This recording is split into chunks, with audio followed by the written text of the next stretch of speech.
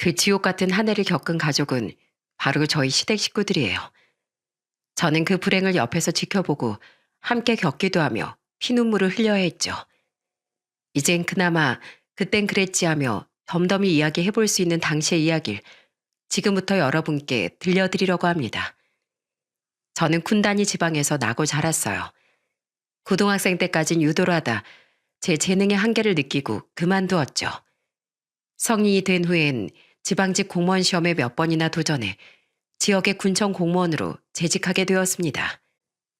그리고 나이 33살엔 소개로 만난 2살 많은 남편과 결혼을 하게 되었습니다. 남편은 비닐하우스 농사를 짓던 같은 지역 사람으로 정직하고 성실한 사람이었죠.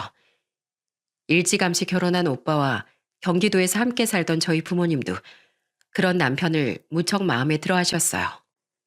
남편에게 일찌감치 농사를 물려준 후 저희 신혼집에서 멀지 않은 곳에 살던 시부모님은 굉장히 인자하고 좋은 분들이었습니다.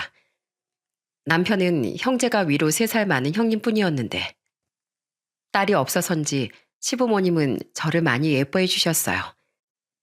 세아가 우린 네가 시집 와줘서 참 좋다. 마치 삭막한 집안에 따스한 본 햇님이 들이운 느낌이야. 역시 집엔 이렇게 살가운 딸이 있어야 하나 보다. 당신은 딸도 딸 나름이지. 난 우리 며느리처럼 예쁘고 사랑스러운 앤 밖에서도 한 번도 본 적이 없어. 사실 저 집안에서 그렇게 살갑거나 애교 많은 딸이 절대 아니었어요. 저희 부모님은 저를 사랑하셨지만 늘 저보단 집안에 맞은 오빠를 더 우선시하는 경향이 있는 분들이었거든요. 그렇다 보니 조금의 불만을 품은 채 살아왔었는데 시집을 와보니 누구보다 절 가장 예뻐하는 시부모님을 만나게 된 겁니다. 그러니 저도 더 예쁘게 보이고 싶고 잘해드리고 싶은 마음에 좋은 모습을 보일 수 있었던 거죠. 재수 씨, 이건 별건 아니고요. 친구 따라 백화점 갔다가 요새 젊은 여성분들에게 인기 많은 향수라길래 하나 사와봤어요. 별로 비싼 건 아니니까 부담 갖지 마세요. 감사해요, 아주버님. 자꾸 서울에서 내려올 때마다 선물을 사다 주시니 제가 죄송해서 어떡하죠? 아니에요. 오히려 제가 서울에 있어서 부모님 자주 못 찾아뵙는 게 죄송했는데 재수 씨가 저희 부모님 많이 찾아뵙고 챙겨주시니까 제가 너무 감사하죠. 늘 고마워요, 재수 씨. 시숙님은 혼자 서울에 살며 대기업에 재직하고 있었습니다. 서울에서 이곳까진 차로 편도 4시간 가까이 걸리는 곳이라 시숙님은 자주 내려오지 못하셨어요. 그래도 자주 전화로 시부모님께 안부를 묻는 효자셨죠. 시숙님은 시댁에 내려올 때마다 시부모님 것과 함께 늘 제 선물도 잊지 않고 사다 주시더군요. 능력 있고 다정한 시숙님은 아직 짝을 만나지 못했다며 제가 시집 오고 나서도 한참 동안 결혼을 하지 않으셨습니다. 어디 내놔도 빠질 것 없는 시숙님이 부디 좋은 분을 만나길 저도 남편과 시부모님도 늘 진심으로 바랬죠. 안녕하세요, 어머님, 아버님. 이애숙이라고 합니다. 비록 제가 용석 씨에 비하면 한참 모자란 사람이지만 좋은 아내, 좋은 며느리로서 살기 위해 노력할게요. 그런 시숙님은 제가 결혼한 지 6년 만인 나이 44살에 드디어 2살 어린 형님과 결혼하셨습니다. 형님과 시숙님은 시숙님이 당시 나가던 직장인 영어 스터디 모임에서 만났다고 했어요. 중소기업에 다니던 형님은 당시 수업 진도를 잘 따라가기 어려웠다고 했는데 스터디 모임 장이었던 시숙님이 그런 형님을 챙겨주다가 인연이 되었다고 했죠. 나중에 시숙님과 따로 술을 한잔하고 들어온 남편은 제게 이렇게 귀띔해 주더군요. 자기도 돈 내고 스터디에 참여한 거면서 늘 자기가 사람들한테 민폐 끼치는 것 같다고 미안해하던 형수님이 안타까워 보였대. 그래서 형수님은 챙겨주다가 늘 미안하고 고맙다고 형수님이 먼저 밥을 사고 싶다고 한 게 지금까지 이어진 거라네. 자기 능력이나 그런 것보단 사람 마음씨나 됨됨이가 훨씬 중요한 사람인데 만나다 보니까 형수님 인품이 너무 좋아 보였대. 남편의 말대로 시댁에 처음 인사 온 형님은 조신하고 여성스러운 성격이었습니다. 마치 참한 여자란 바로 형님 같은 사람을 두고 만들어진 말 같았어요. 오래도록 큰 며느리감을 기다렸던 시부모님은 일찍이 부모님 2분을 여의고 혼자 살았다던 형님을 많이 위하고 아껴주셨죠. 시원하세요, 어머님? 그래, 우리 큰며느리 어깨 주무르는 손맛이 일품이로구나. 평생 두 아들 키우시느라 얼마나 고생 많으셨어요. 이제 며느리인 제가 어머님께도 그리고 아버님께도 평생 효도하면서 살게요. 아버님, 다음엔 아버님 차례니까 기다리세요. 형님 또한 시댁에 내려올 때마다 그런 시부모님께 굉장히 잘하더군요. 천방지축 어린 아들을 키우느라 전보다 시부모님께 잘해드리지 못해 죄송했는데 그런 형님이 있으니 저도 참 든든하더라고요. 한편 형님은 결혼하자마자 임신 준비를 한다며 직장을 그만두었는데 좀처럼 임신이 되지 않아 많이 힘들어하는 모습을 보였습니다. 같은 며느리로서 마음이 아파 저는 그런 형님을 더 위하고 챙겨주려고 노력하기도 했죠. 그런데 시숙님이 결혼한 지 3년째 되던 해 시댁엔 엄청난 불행이 불어닥치기 시작했어요. 첫 번째 불행은 시아버지의 지병이었습니다. 평소 앓고 있던 지병이 급속도로 악화되며 시아버진 병원에 입원한 지 2주 만에 돌연 세상을 떠나시더군요. 여보, 제발 눈 좀 떠봐요. 이렇게 갑자기 가면 난 어떡하라고요. 갑작스런 불행에 우린 모두 큰 슬픔에 잠겼습니다. 그런데 엎친 데 덮친 격으로 이번에 시어머니께서 위암 3기 판정을 받으신 거예요. 시아버지를 떠나보낸 후 시어머니의 건강이 괜히 염려된 남편과 전 시어머니께 종합건강검진을 시켜드렸는데 그 결과가 참담하기 그지없었던 거죠. 저는 남편과 함께 충격과 슬픔에 빠진 시어머니를 위로하며 흐느꼈습니다. 그리고 전화로 소식을 들은 시숙님은 한달음에 시댁으로 달려와 이렇게 말했어요. 어머니, 저랑 같이 서울로 올라가요. 제가 유명한 대학병원도 다 알아놨어요. 아버지도 안 계신데 이젠 서울에서 저희랑 같이 사세요. 저희가 어머니 모실게요. 그래요, 어머님. 이 사람 안 그래도 아버님 돌아가시고 어머님 모시고 살고 싶다고 계속 말했었어요. 어머님이 아버님하고 살던 그 집 떠나기 싫어하셔서 그동안 저희도 서방님네도 어머님을 못 모셨잖아요. 이젠 저희랑 같이 서울에서 살아요. 제가 잘 모실게요. 시숙님은 더 이상 고집 부리지 말고 자식 말도 좀 들어달라며 시어머니께 간청하시더군요. 저와 남편도 시어머니를 모시고 싶었지만 아무래도 치료받기엔 서울에 계신 시숙님 집이 훨씬 나을 테니 시숙님의 의견에 적극 찬성했죠. 감사하게도 형님 또한 시숙님을 도와 시어머니를 열심히 설득하더라고요. 그렇게 결국 시어머니는 집을 내놓고 서울의 시숙님 댁으로 합가하게 되었습니다. 그리고 서울에 있는 병원의 유명한 교수님께 빠른 수술을 받은 후 입원과 퇴원을 반복하며 항암 치료를 받기 시작하셨죠. 어머님, 기분은 좀 어떠세요? 몸 상태는 괜찮으세요? 괜찮다. 일하랴 애보랴 힘들 텐데 뭐하러 자꾸 날 보러 와. 다행히 수술은 성공적이었고 3기 중에서도 암세포가 주변 조직에 많이 퍼지지 않은 초기 상태라 그래도 희망적인 상황이었습니다.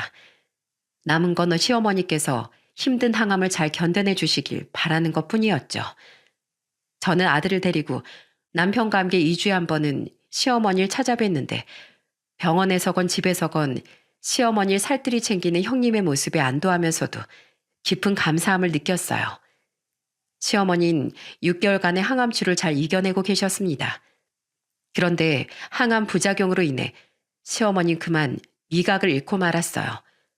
모든 미각을 잃은 건 아니지만 미각이 굉장히 많이 감퇴해버린 거죠. 의사에게 물어보니 몇 개월에서 길면 몇 년까지 그런 상태가 지속될 수 있다고 하더군요. 형님, 미각이 감퇴했을 땐 혀의 미각을 회복시켜주는 음식을 찾아 먹는 게 도움이 된다고 하더라고요. 물론 형님이 어련히 알아서 어머님 잘 챙겨주시겠지만 그래도 어머니 음식 좀 잘 챙겨주십사 하는 마음에 아주버님께 보태던 어머님 병원비, 생활비와 별개로 형님 계좌로 다달이 돈 보내드릴게요. 늘 죄송하고 감사해요, 형님. 아니야, 동서. 나야 애도 없고 집에만 있는 주부인데 어머님 챙겨드리는 일이 뭐 힘들겠어. 보내준 돈은 어머님 챙겨드리는데 잘 보태서 쓸게. 고마워, 동서. 저도 종종 시어머니께 도움이 되는 음식을 사서 올라가긴 했지만 옆에 붙어 챙겨드릴 수가 없으니 걱정이 이만저만이 아니었습니다. 암 환자에게 제일 중요한 건 체력이라는데 미각과 함께 입맛까지 잃은 시어머니께서 음식을 잘 안 챙겨 드시진 않을까 해서요. 그래서 남편과 상의 후 늘 형님께 돈을 더 보내며 시어머니를 부탁드렸어요. 남편도 저도 늘 시어머니를 잘 챙겨주신 형님께 항상 감사한 마음이었죠. 일하는 자신 대신 시어머니를 살뜰히 보살펴주는 형님에게 시숙님 또한 매일같이 고맙다는 말을 아끼지 않으셨다고 하더군요. 그런데 시어머니 항암 치료가 끝나갈 무렵 이번에 세 번째 불행의 파도가 우리를 덮쳐왔습니다. 형님, 아주버님 어떠세요? 많이 다치셨어요? 지금 몇 시간째 수술 들어가 있어. 의사가 하는 말이 혹시 척수신경에 손상이 있으면 하반신 마비가 될 수도 있대. 이걸 어쩌면 좋아, 동서? 감기가 통 낫질 않아 동네 내과에 방문했던 시숙님은 병원에서 나오는 길에 계단에서 발을 헛디디셨다더군요. 그리고 긴 수술을 받았지만 시숙님은 결국 하반신 마비 판정을 받고 말았습니다. 어떻게 한 해 만에 식구 중 셋에게 이런 병이 생길 수가 있니? 차라리 내가 암도 걸리고 사고도 나고 다 했으면 얼마나 좋아. 어차피 살 만큼 산 내가 용석이 너 대신 다쳤어야 했다. 이 모든 게 부모인 내가 살면서 덕을 제대로 쌓질 못해 생긴 일인 것 같구나. 그런 속상한 말씀 마세요, 어머님. 이건 그냥 사고예요. 어머님 탓이 아니라고요. 시숙님은 큰 좌절에 빠졌습니다. 그렇게 똑똑하고 활동적이었던 분이 한순간에 장애를 얻게 됐으니 그럴 만도 했죠. 시어머니 말씀대로 정말 집안에 애군이 껴도 단단히 꼈다 싶었어요. 어떻게 같은 해 이 모든 불행이 한꺼번에 불어닥칠 수 있단 말입니까? 시숙님을 붙잡고 목 놓아 오는 시어머니를 달래는데 솔직히 이젠 어떤 위로의 말을 해야 할지도 모르겠더라고요. 그리고 시숙님이 입원해 계시는 동안 시어머니는 마지막 항암치료를 마치셨죠. 저와 남편의 형님에게 이젠 시어머니를 우리가 모시겠다고 말했습니다. 형님, 어머님, 이제 전만큼 병원 자주 오지 않아도 되니까 저랑 남편이 모실게요. 아주버님 재활요양병원으로 곧 전원하셔도 형님이 계속 간병하는 건 마찬가지인데 그 와중에 편찮으신 어머니까지 어떻게 보시겠어요? 맞아요. 그렇게 무리하다 형수님까지 쓰러지시면 정말 큰일 나요. 괜찮아, 동서. 서방님, 어머님은 그냥 제가 계속 모실게요. 부모님이 안 계신 저한테 어머님은 제 부모님이나 마찬가지예요. 이렇게 힘든 상황에 오히려 어머님이 옆에 계시면 마음이라도 더 의지할 수 있을 것 같아요. 전 괜찮으니까 두 사람 다 걱정 말아요. 형수님, 정말 감사합니다. 저랑 집사람도 최대한 자주 올라와서 형수님 도울게요. 아니에요. 제가 자주 연락드릴 테니까 너무 걱정 마세요. 동서도 서방님도 아직 어린 혜찬이 돌보랴 일 다니랴 많이 힘드시잖아요. 왕복 거의 8시간 거리를 매주 오가는 건 두 사람에게도 무리예요. 두 사람이야말로 그러다가 정말 건강에 이상이 올 수 있다고요. 하지만 형님은 오히려 우릴 걱정하며 끝까지 시어머니를 자신이 모시겠다고 하더라고요. 그런 형님의 말에 남편과 전 크게 감동했습니다. 형님의 끔찍한 실체를 그땐 미처 알지 못하고 말이죠. 시숙님의 요양병원으로의 전원을 지켜본 후 저와 남편은 3주간 서울에 올라가지 못했습니다. 한동안 매 주말 서울에 올라가서인지 아들과 제가 번갈아 가며 몸살이 났었거든요. 저는 3주째 되던 주말엔 서울에 가봐야겠다 싶어 형님께 전화를 걸었어요. 이번 주에? 아유, 됐어. 오지 마. 요새 남편 간병하느라 정리를 못해서 집도 엉망이고 나도 몸이 좀 안 좋아. 동서랑 혜찬이도 많이 아팠다며. 당분간 여기 오지 말고 푹 쉬어. 하지만 형님은 그런 우릴 듣고 오지 말라고 말리더군요.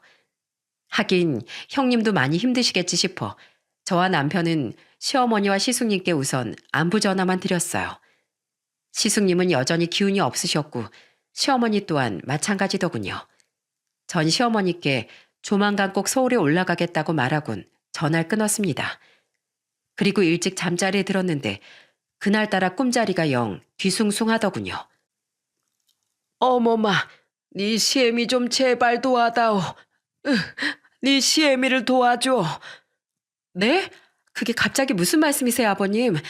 울지만 마시고 무슨 말씀인지 제대로 말 좀 해주세요. 돌아가신 시아버진 끊임없이 흐느끼며 자꾸 어머님을 도와달라는 말을 하셨습니다. 어찌나 꿈이 생생했는지 다시 잠을 청해보려고 해도 시아버지의 우는 목소리가 계속 귓가를 맴돌아 잠도 오지 않았죠. 그래서 전 결국 해도 뜨기 전인 새벽 4시부터 차를 몰고 서울로 향했습니다. 그냥 꿈인데 당신 너무 예민한 거 아니야? 가봐서 아무 일도 없으면 다행인 거지 뭐. 그래도 이대로 가만히 있긴 찝찝해서 영 안 되겠어. 형수님이나 어머니한테 전화해봤어? 어차피 다들 자고 있을 텐데 전화를 받겠어. 그냥 우선 가보는 거지. 제가 옆에 없는 걸 알고 놀라 전화한 남편과 통화하며 저는 서울을 향해 속력을 높였어요. 놀란 형님에게 죄송하긴 했지만 그래도 불안함 해소가 우선이었습니다. 한 해에 3번이나 큰 불행을 겪은 뒤라 또 어떤 불행이 찾아올지 모른다는 불안감이 제 몸을 휘감고 있었거든요. 서울에 도착하니 시간은 어느덧 아침 8시를 향해 가고 있었죠. 아파트 건물로 들어선 전 엘리베이터를 타고 올라가 시숙님의 집으로 다가갔어요. 그리고 집 앞에서 형님이든 시어머니께든 전화해야겠다고 생각한 순간 제 귀에 아주 앙칼진 목소리가 꽂히더군요. 국이 왜 이렇게 짜? 어머님, 그 혓바닥 좀 마비됐다고 평생 만들던 국간도 제대로 못 맞춰요? 아침부터 밥 굶고 싶어요? 집안일 이따위로 하면 앞으로 국물도 없을 줄 알아요? 미안하다 어머마. 내가 간을 덜 한다고 하긴 했는데 얼른 물 붓고 다시 끓이마. 진짜. 난 꼭 아침 정해진 시간에 챙겨 먹어야 하는데 짜증나게. 그 충격적인 말을 내뱉은 건 바로 형님의 목소리였습니다. 처음엔 형님의 목소리라곤 상상조차 하지 못했는데 뒤에 들리던 시어머니 목소리를 듣고서야 알게 된 거죠. 시숙님 집은 복도형 아파트였는데 복도와 통해 있던 주방 쪽 창문이 열려 있어 두 사람의 대화 소리가 생생하게 들렸던 거예요. 그런데 계속해서 이어진 대화 내용이라는 게 상상을 초월했던 터라 저는 순간 자리에 굳고 말았습니다. 그리고 어머님, 암보험금 대체 언제 청구하실 거예요? 그거 저 주신다면서요. 설마 이미 다 타먹고 저한테 거짓말하고 있는 거 아니죠? 어머님 어차피 그 돈 다 필요 없으시잖아요. 병원비 우리 남편이랑 서방님이 다 내줘서요. 병원에서 서류 좀 떼다가 늦었다. 미안하구나. 조금만 더 기다려주렴. 혹시 딴 생각하면 아시죠? 저 당장 어머님 아들 버리고 이혼해버릴 거예요? 솔직히 어머님도 암이 언제 재발해서 저 세상 갈지 모르는 판국에 저 아니면 어머님 아들을 누가 끝까지 책임지고 보살펴 주겠어요? 안 그래요? 세상에 저 같은 며느리가 어디 있어요? 암 걸린 시어머니 모시지. 다리 그렇게 되고 평생 남자 고실까지 못할 남편 매일 간병하지. 저 정도면 암 보험금이 아니라 전 재산을 줘도 아깝지 않지 않아요? 그리고 어머님, 시골에 있는 그 집은 대체 언제 팔리는 거예요? 그것도 약속한 대로 팔리자마자 저 주시는 거예요? 아셨죠? 그 정도는 돼야 저도 평생 어머님 아들 같은 짐덩이 짊어지고 사는 게 덜 억울하죠. 이 집 명의 제 명의로 바꾸라고 제 남편 설득도 안 해주셨잖아요. 어차피 너랑 용석이랑 둘이 평생 살 집인데 명의가 뭐가 중요하니. 애가 아픈데 지금 그런 거 따질 때가 아니잖아. 그동안 나 보살펴주고 우리 아들 안 버려준 거 고마워서 이렇게 군소리 없이 집안일도 다 네가 시키는 대로 하고 있잖니. 이 정도야 당연한 거죠. 어머님이 자식들한테 빈대붙는 거 말고 할 줄 아는 게 대체 뭐가 있으세요? 양심이 있으면 식모 노릇 정도는 하셔야죠. 그리고 행여나 제가 돈 달라고 한 거, 이렇게 집안일 시키는 거 제 남편이나 서방님네한테 이르기만 해보세요. 저 당장 집 나갈 테니까. 저 어제도 저녁 늦게까지 남편 간병하고 와서 피곤해 죽겠거든요. 방에서 자고 있을 테니까 밥 다 되면 다시 깨우세요. 또 국 짜게 끓이기만 해봐요 어디. 하루 종일 굶겨버릴 테니까. 머리가 새하얘지는 기분이었습니다. 그러니까 저 미친 여잔 지금껏 몸이 불편해진 시숙님을 버려버리겠다는 겁박을 하며 시어머니께 돈을 요구하고 식모살이를 시키고 있던 거였어요. 시숙님이 요양병원에 들어가 있으니 눈치 볼 사람 없이 저런 경악할 만한 행동을 하고 있었던 거죠. 그리고 전 본능적으로 이건 증거로 남겨놔야겠다 싶어 그것들을 전부 녹음하고 있었습니다. 직접 듣고 있는 저조차 믿기지 않는데 증거 녹음 파일이라도 없으면 누가 제 말을 믿겠나 싶었거든요. 그리고 전 그 여자의 말이 끝나자마자 미친 듯이 초인종을 누르기 시작했습니다. 어머님, 저예요. 문 좀 열어주세요. 어? 동서? 동서가 아침부터 여긴 어쩐 일이야? 문을 연 건 방으로 들어가다 말고 돌아서 나온 그 여자였습니다. 제가 모든 대화 내용을 들은 걸 아직 모르던 그 여잔 평소처럼 조신한 척 제게 웃어 보이더군요. 저는 그 여자를 밀치고 집에 들어가 시어머니의 상태부터 살폈습니다. 국자를 들고 있던 시어머니는 당황한 나머지 어쩔 줄을 모르시더라고요. 저는 그런 시어머니 손에서 국자를 빼서 싱크대에 던져버린 뒤 그 여자를 향해 마구 소리를 지르기 시작했습니다. 뭘 가식을 떨면서 쪼개고 있어요? 뭐라고? 연기할 필요 없어요. 저기 주방 창문 열려 있는 거 보이죠? 나 밖에서 다 들었어요. 형님이 어머니한테 하던 말들 전부 다요. 뭐요? 암보험금에 시댁 판 돈을 달라고요? 안 그럼 아주버님을 버려버리겠다고? 게다가 시숙님을 인질로 어머님을 겁박한 것도 모자라 이런 식모살이 시키고 있었어요? 아직 몸도 성치 않은 어머님한테? 당신 인간이야? 그게 동서? 갑작스런 윽박지름에 그 여잔 아무 말도 못하고 더듬거리기만 하더군요. 하지만 여태 실체를 꽁꽁 숨겨온 그 철면피가 어디 가겠습니까? 그 여잔 이내 얼굴에 철판을 깔고 제게 뻔뻔하게 고개를 쳐들기 시작했어요. 그래, 내가 어머님한테 집안일 시키고 돈도 좀 달라고 했어. 그게 뭐? 동서도 알잖아. 내가 그동안 암 걸린 어머님 모시랴, 남편 간병하라 얼마나 개고생했는지. 그럼 그 정도는 좀 요구할 수 있는 거 아니야? 이게 모시는 거예요? 암 환자인 어머니께 국이 짜네 밥을 굶기네 하면서 겁박하는 게 모시는 거냐고요. 그동안 나랑 우리 남편 고생한다 어쩐다 걱정하는 척하면서 사실은 이런 모습 안 들키려고 여태 우리 못 오게 했던 거였네요. 당신 아주버님 사고 나기 전에도 우리 어머님 제대로 모시긴 한 거 맞아? 내가 어머님 잘 부탁한다고 보냈던 돈으로 어머님한테 제대로 된 음식 한번 사드리긴 한 거냐고. 어차피 맛도 제대로 못 느끼는 노인네한테 사주기 뭘 사줘? 며느리가 홀씨 어머니 모시고 사는 것만으로도 얼마나 피곤한데 남편 눈치 보느라 싫다고 말도 못하고 내가 얼마나 짜증나는지 알아? 그 대가로 그 정도 돈은 좀 받아먹을 수도 있지. 어머님, 동서 이대로 계속 건방지게 굴게 내버려 둘 거예요? 저 어디 한번 이대로 집 나가봐요? 네? 어머마, 그러지 말거라. 난 괜찮어. 큰애 없으면 앞으로 우리 용석이 누가 돌봐주겠니? 쓸모없이 아프기만 한 내가 애미로서 용석이에게 해줄 수 있는 일이 큰애 붙잡는 것 말고 뭐가 있겠어. 그러니 날 봐서라도 그만해다오. 들었지? 건방지게 굴지 말고 당장 이 집에서 나가. 그러다 제 말에 밀릴 것 같자 이번엔 시어머니의 약점을 쥐고 흔들며 저를 쫓아내려고 들더군요. 하지만 어림도 없는 소리였습니다. 저는 사나운 목소리로 으르렁댔어요. 나가려면 네가 나가. 뭐? 동서, 지금 어머님 말 못 들었어? 들었다. 그게 뭐? 어머님, 무슨 말씀인진 잘 알겠어요. 근데요, 어머님께도 이런 행동 보이는 사람이 과연 아주버님 간병은 제대로 하고 있었을까요? 어머님, 그동안 몸 힘드셔서 아주버님 요양병원에 제대로 가보지도 못하셨다면서요. 게다가 나중에 아주버님이 태어나면 저 여자가 과연 아주버님을 남편으로 존중하고 배려하면서 살까요? 아니요. 저렇게 자기밖에 모르는 인간은 약잘 쥐고 흔들면서 자기 발 아래 두려고 할 거예요. 야금야금 돈만 갈취하다가 나중엔 결국 아주머님을 버리고 도망가 버릴 거라고요. 저런 여잔 애초에 당장 내쫓아 버리는 게 상책이에요. 야, 네가 나에 대해 뭘 안다고 그딴 소리를 짓거려? 닥쳐. 입에서 쓰레기 냄새 나니까. 나 내버려 두면 당장 너 집 나가겠다며. 안 붙잡을 테니까 당장 나가. 왜? 짐이라도 직접 싸줘?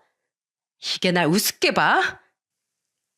그렇게 나간다 하더니 나가라고 떠밀어주자 그 여잔 약이 올라서 어쩔 줄을 몰라 하더군요. 그리곤 자기 분에 못 이기고 달려들어 제 머리채를 잡더라고요. 어머마, 저 괜찮아요, 어머님. 야, 네가 먼저 내 몸에 손댄 거다. 너 나중에 딴소리 하지 마. 하지만 여러분, 기억하시죠? 저 고등학생 때까지 유도로 선수 생활까지 했던 거요. 저는 그대로 그 여자를 엎어치기에 바닥에 내동댕이 쳐버렸습니다. 아! 한 주먹거리도 안 되는 게 어디서 까불고 있어? 야, 진짜 제대로 얻어맞기 싫으면 당장 짐 싸서 나가. 이 짱국물로 확 온수 샤워 시켜버리기 전에. 저는 싱크대에 던져놨던 국자를 집어들며 그 여자에게 소리쳤어요. 제게 완전히 제압당해버린 그 여잔 눈물을 그렁그렁하며 방에 가서 정말 짐을 싸더라고요. 그리곤 옷가지 몇 개가 든 가방을 들고 훌쩍대며 집을 나가버렸죠. 너 어디 두고 봐 하는 무섭지도 않은 으름장과 함께 말입니다. 그제야 전 시어머니께 몸을 돌려 퇴근했어요. 어머님, 아무리 시숙님 때문이라도 그렇지 그동안 말씀 한마디 없이 이런 일을 왜 참으셨어요? 저 진짜 속상해서 미치는 꼴 보고 싶으세요? 어머님, 설마 아주버님 쓰러지시기 전에도 저 여자 어머니께 절했던 건 아니죠? 물론 이 정도는 아니었지만 용석이 앞에서만 나한테 세상 살갑게 굴고 용석이가 안 볼 땐 병원에도 잘 안 오고 집에서 밥도 잘 안 챙겨준 건 맞다. 내가 병원에 입원해 있을 때도 집에 있을 때도 용석이가 출근한 시간엔 거의 외출을 하더라고. 집에만 있기 답답해서 그렇다면서 용석이한테 비밀로 해달라고 애교를 부리면서 말이다. 그래도 아픈 날 선뜻 모셔주겠다고 한 게 고마워서 난 아무 말도 안 했다. 밥이야 내가 대충 차려 먹으면 그만이었으니까. 무엇보다 용석이랑 둘이 있을 땐 사이가 무척 좋길래 부모가 돼가지고 자식하고 며느리 사이를 괜히 이간질하기 싫어서 그냥 입을 다물었어. 그러다 용석이 그렇게 되고 요양병원으로 옮기기 시작하면서 나한테 돈을 요구하고 막대하기 시작한 거야. 시어머니는 자신이 참는 것만이 모든 걸 잃은 시숙님을 위한 길이라고 생각했다며 흐느끼셨습니다. 그런데 조금 전 제 말을 들어보니 자신이 지레 겁을 먹고 어리석은 판단을 했던 것 같다고 말씀하셨죠. 네 말이 맞다. 사지 멀쩡한 나에게도 저런 폐악을 부렸는데 나중에 우리 용석이에겐 오죽했겠니. 진즉에 너에게 말하고 도움을 구할 걸 그랬구나. 이런 바보 같은 시엠이라 너한테 걱정만 끼쳐서 정말 미안하다. 아니에요, 어머니. 제가 더 세심하게 어머님을 살폈어야 했는데 그러지 못해서 생긴 일이에요. 제가 더 죄송해요. 이젠 어머님이 괜찮다고 아무리 말씀하셔도 제가 어머님 지켜드릴 거예요. 저는 그런 시어머님을 끌어안고 울었습니다. 그동안 이런 상황을 전혀 몰랐던 제 자신에게 화가 났고 시어머니께 너무 죄송해서요. 그리고 전 시어머니를 잠시 집에 두고 홀로 시숙님의 병원에 찾아갔어요. 재수 씨가 이 아침부터 여긴 어떻게? 용민이는요? 저 혼자 왔어요. 저 아주버님 놀라지 말고 들으세요. 저 지금 형님이 먼저 와서 아주버님을 감언이설로 꼬실까 봐 급하게 달려온 거예요. 그리고 저는 시숙님께 녹음한 음성 파일을 들려주며 모든 진실을 폭로했습니다. 시숙님은 큰 충격을 받은 표정이더군요. 그리고 시숙님의 입에서 나온 말은 저를 더 큰 의심으로 밀어넣었죠. 이 여자가 매일 저를 간병하러 왔었다니. 아니에요, 재수 씨. 집사람, 저는 여기 상주하는 공동 간병인에게 맡겨놓고 3, 4일에 한 번씩 잠깐씩만 얼굴 비추는 게 다였어요. 저희 어머니 간병하느라 바쁘다고요. 그럼 어머니도 제 간병도 안 하고, 아니, 어머니 수술 받고 항암 치료 받으실 때부터 대체 어딜 그렇게 싸돌아 다녔다는 거죠? 설마 이 사람 바람 피우고 있던 거 아니에요? 거기까지 생각이 미친 시숙님은 배신감으로 얼룩진 표정을 한 채 그 여자에게 전화를 걸었습니다. 그리곤 전화를 받은 그 여자에게 울먹거리며 소리치셨어요. 당신 나 방금 재수 씨한테 다 들었어. 당신이 어떻게 몸도 성치 않은 우리 어머니한테 그런 짓을 할 수가 있어. 그리고 당신 그동안 재수 씨한테 따로 돈 받았던 거 나한테 입 싹 닫고 모른 척했어? 나한테도 어머니 챙겨드린답시고 생활비 잔뜩 뜯어갔으면서 당신이 평소보다 좀 사칠 부려도 늘 당신한테 미안하고 고마웠으니까 나 아무 말 안 했어. 근데 우리 어머니 내팽개쳤었다고? 그걸로도 모자라서 나 이렇게 되고 난 뒤엔 우리 어머니 식모처럼 부려댔어? 돈까지 요구하면서? 이 인간 쓰레기야. 내가 너 절대 가만 안 놔둘 거야. 너 같은 건 당장 맨몸으로 쫓겨날 줄 알아. 통화를 끊은 시숙님의 말에 의하면 그 여잔 끝까지 반성 못하고 이혼할 때 하더라도 자기 목숨 받아내야겠다는 낯짝 두꺼운 소리만 해댔다는군요. 그리고 저는 시숙님의 부탁에 제 의심을 더해 그 길로 업체를 검색해 사람을 써서 그 여자의 뒷조사를 의뢰했습니다. 어머님, 우선 여기 계시지 말고 저희 집으로 가세요. 이 집 도어락 떼고 열쇠키로 바꿔놨으니까 그 여자 들어오고 싶어도 못 들어올 거예요. 시어머니를 혼자 둘 수가 없었던 전 시어머니를 모시고 집으로 들어왔습니다.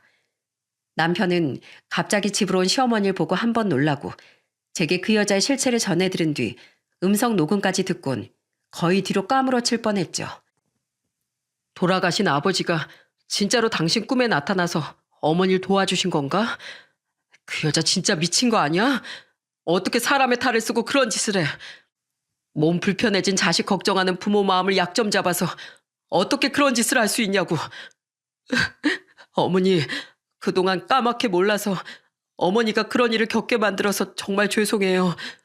전 아들 자격도 없어요. 아니다. 내가 밀어내서 그런 일을 당한 걸 왜 네가 미안해하니? 나야말로 미안하다. 그래도 어머님이 아직 그 여자한테 돈을 주지 않는 게 천만다행이에요. 보험금도 아직 안 나오고 집도 여태 안 팔린 게 신의 한 수였다고요. 그 여자 뒷조사 의뢰해놨는데 분명 뒤가 많이 구린 여자예요. 그렇지 않고서 그런 엄청난 실체를 3년 내내 우리한테 어떻게 숨겼겠어요? 아니나 다를까 3일 뒤 업체 직원이 제게 메일로 보내준 자료엔 그 여자가 웬 제비같이 생긴 젊은 남자와 유부녀가 가서는 안 될 장소에 들어가고 나오는 사진이 찍혀 있더군요. 직원이 메일에 적어놓은 말에 따르면 그 여자는 거의 2년 가까이 이미 바람을 피우고 있는 상태였더라고요. 그것도 멀쩡한 놈이 아닌 술집에서 돈 주고 만날 수 있는 호스트파 농가 말입니다. 그리고 메일엔 직원이 녹음한 두 연놈의 대화 녹음 파일도 첨부돼 있었는데 그 내용이 아주 기가 막혔죠. 애숙이 누나, 정말 이제 남편 버리고 나랑 같이 살 거야? 근데 누나 시어머니한테 돈 뜯어내려고 한 거 다 들켰다며? 그럼 돈은 어떻게?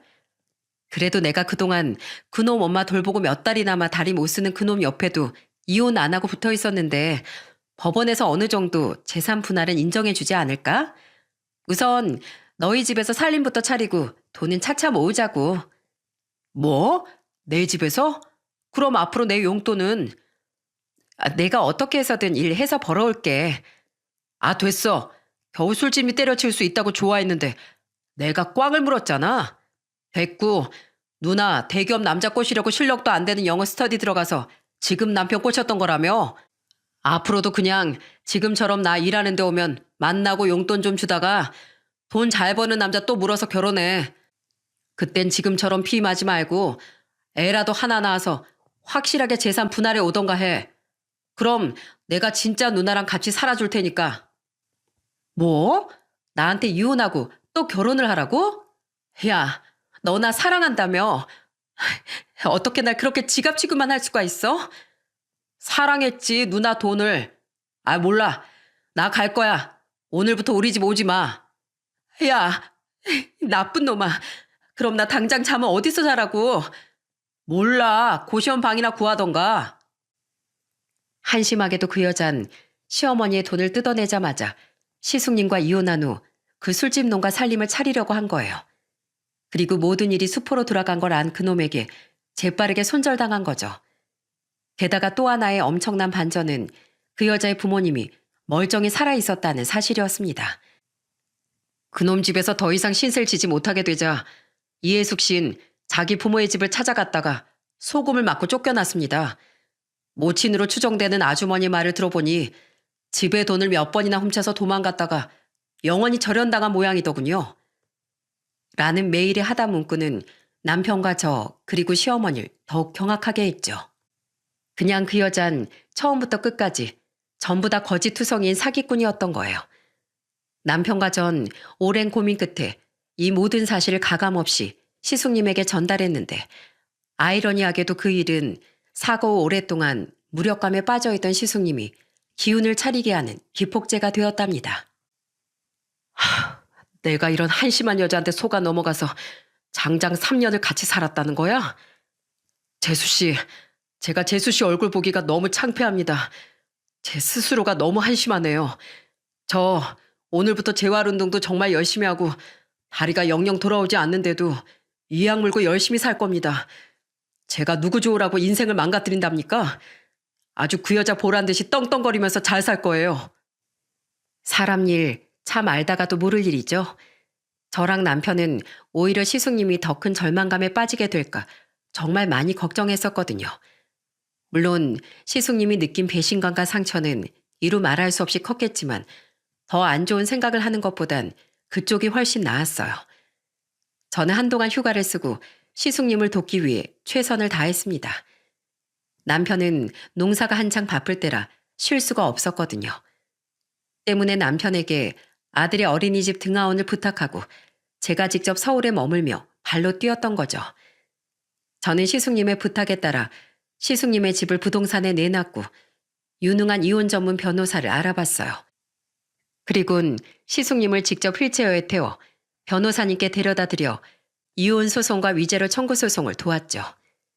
그리고 그 여자의 짐은 전부 이삿짐 보관용 컨테이너 박스에 맡겨버린 뒤 그 여자에게 문자를 하나 남겼습니다. 짐, 이 주소 업체에 맡겼으니 찾아가든 말든 마음대로 해. 3개월 뒤 영구 폐기 예정. 아, 너 바람 피운 거 들켰음. 맨몸으로 이혼당할 준비하셈. 사실 이렇게 연락한 건 그 여자에게 소송을 걸려는데 도통 어디 사는지 주소를 몰랐기 때문도 있었습니다. 그제야 그 여잔 제게가 아닌 시숙님의 병원으로 득달같이 찾아와 싹싹 빌기 시작하더라고요. 저야 당시엔 시숙님을 돕느라 혼자 시숙님 집과 시숙님 병원을 오가며 생활하고 있었으니 그 여자의 처량한 모습을 직접 구경할 수 있었죠. 여보, 내가 잘못했어. 그냥 그런 몸인 당신이랑 평생 살아야 한다고 생각하니까 내가 잠깐 미쳐서 어머니께 폐악을 부렸었나 봐. 그놈이랑은 그냥 재미로 잠깐 만난 거야. 벌써 진지게 헤어졌어. 어머님한테 돈 요구한 것도 그냥 억울한 마음에 그랬던 거지. 내가 그거 들고 어딜 갔겠어. 나 어머니께 직접 가서 당장 사과드리고 올게. 그럼 나 용서해 줄래? 나 원래 어머님하고 돌아가신 아버님께도 그리고 당신한테도 잘했던 거 알잖아. 부부끼리 이런 실수 한 번쯤은 눈 감아줄 수 있잖아. 나 지금 창문도 없는 싸구려 반 지하방에서 겨우 몸만 의탁하고 살아. 나 불쌍하지도 않아? 어? 넌 정말 끝까지 거짓말뿐이구나. 나 다 알고 있어. 네가 처음부터 내 직장 보고 접근한 거, 부모한테 절연당한 거, 나 버리고 그 술집 놈이랑 살림 차리려고 하다가 돈 없다고 팽당한 거, 애 가지기 싫어서 피임한 거 전부 다. 그 술집 놈한테 갖다 주느라 돈 없는 널 내가 왜 불쌍해야 돼? 어머님께 용서를 빈다고? 웃기지 마. 너 같은 더러운 여잔 우리 어머니 앞에 설 자격도 없어. 넌 그냥 평생 지금을 후회하면서 벌레처럼 살아. 자, 여기 이혼 소장하고 위자료 소장.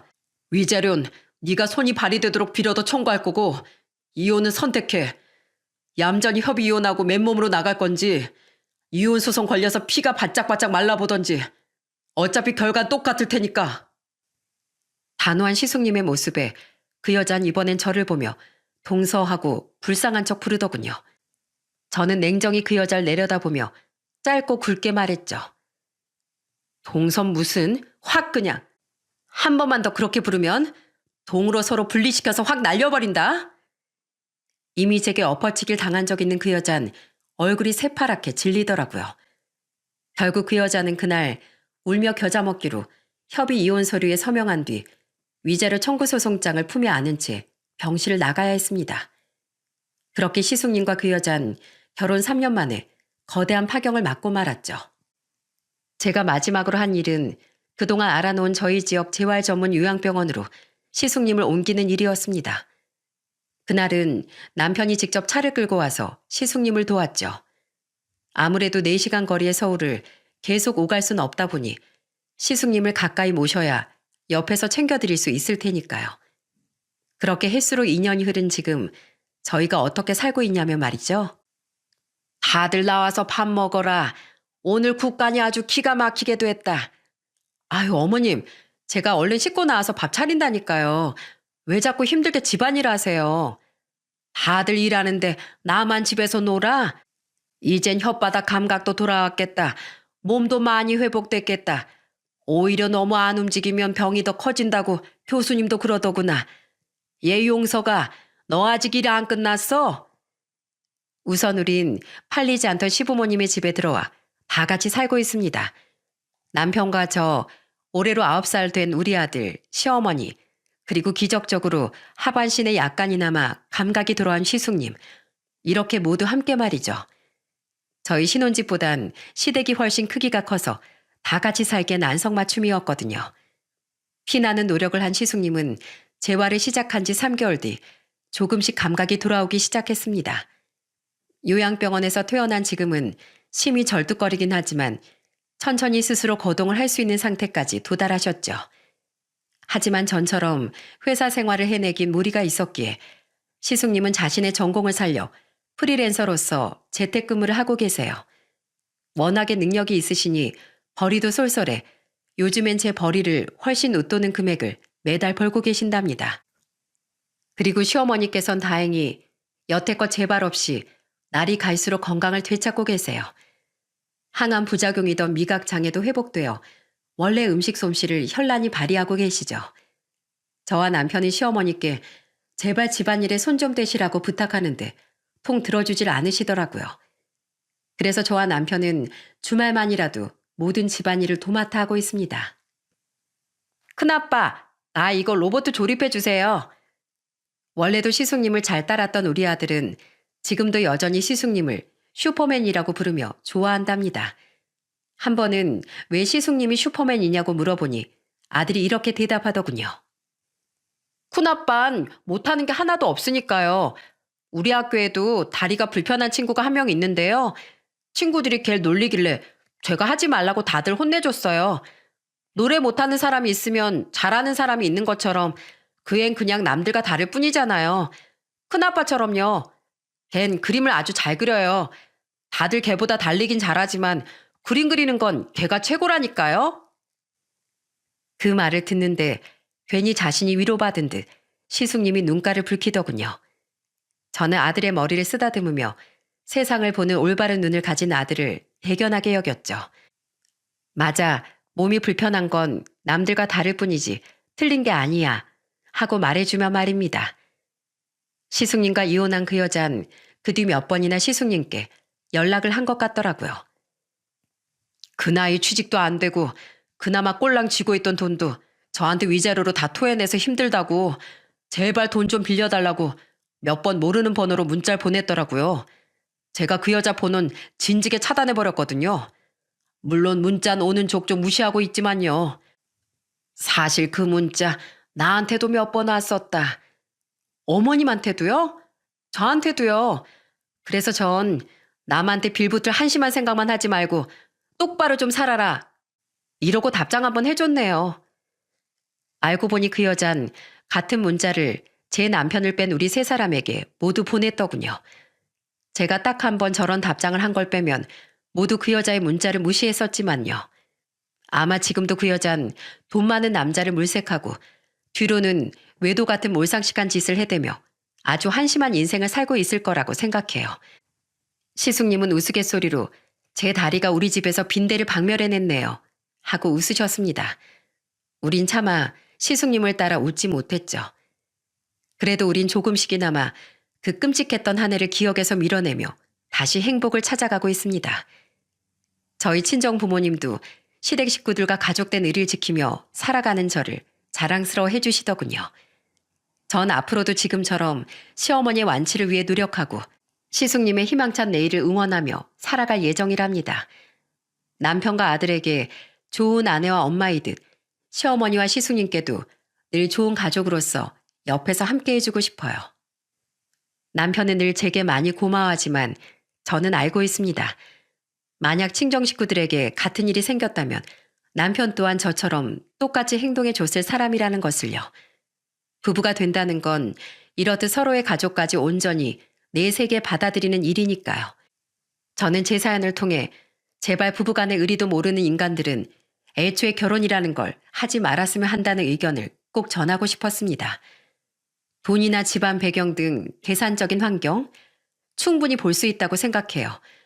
결혼은 현실이니까요. 하지만 조건으로 맺어진 결혼이라고 해도 부부가 된 이상 기본적으로 지켜야 할 상도라는 게 있는 게 아니겠어요? 배우자의 뒤통수를 치는 인간들의 최후는 비참한 몰락뿐이라는 걸 개만도 못한 인간들이 부디 깨달았으면 좋겠네요. 외도를 한 것도 모자라 배우자가 공경에 빠지자마자 돈을 뜯어 도망칠 궁리만 하던 제 전 형님이란 여자의 최후처럼 말이죠. 그리고 부디 큰 슬픔을 겪은 저희 시숙님이 그 여자 보란 듯이 더 행복한 삶을 살 수 있기를, 또한 저희 시어머니께서도 재발 없이 무사히 완치 판정을 받을 수 있길 따뜻한 마음으로 응원해 주시면 더없이 감사하겠습니다. 그럼 제 사연을 들어주신 여러분 모두에게 늘 행복 가득한 날만 이어지길 바라며 이만 사연을 마칠게요. 감사합니다.